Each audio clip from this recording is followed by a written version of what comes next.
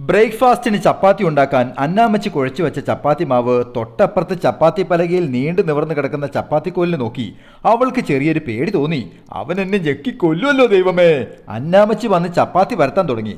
ചപ്പാത്തിക്കോൽ അവളുടെ ശരീരത്തിലൂടെ അമർന്നുരുണ്ടു തുടങ്ങി. അവൾ പേടിച്ചതുപോലെ അവൻ അവളെ നോവിച്ചില്ല. പകരം അവൾക്കതൊരു അനുഭൂതിയായി തോന്നി. ഉരുണ്ടിരുന്നതൊക്കെ അവൻ തഴുകി തലോടി. അവൾ നാണത്തോടെ കണ്ണുകൾ മുറുക്കി അടച്ച് അവനൊപ്പം ചേർന്ന് കിടന്നു. അന്നാമ്മച്ചി ചപ്പാത്തിക്കോലെടുത്ത് മാറ്റുമ്പോഴേക്കും പരന്ന് തളർന്ന ചപ്പാത്തി മാവിനുള്ളിലെ ആ പെണ്ണ് ആലസ്യത്തിൽ ഉറങ്ങിപ്പോയി. അന്നാമ്മച്ചി അവളെ മെല്ലെ പൊക്കിയെടുത്തത് അവൾ അറിഞ്ഞതേയില്ല.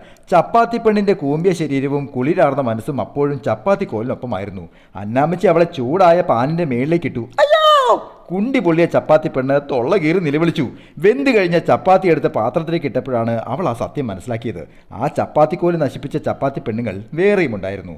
പക്ഷേ അവൾക്ക് ദേഷ്യം തോന്നിയതേയില്ല. ചപ്പാത്തി പരത്തൽ ഒരു അനുഭൂതിയായിരുന്നല്ലോ. Happy drawing, Saneesh Divakaran.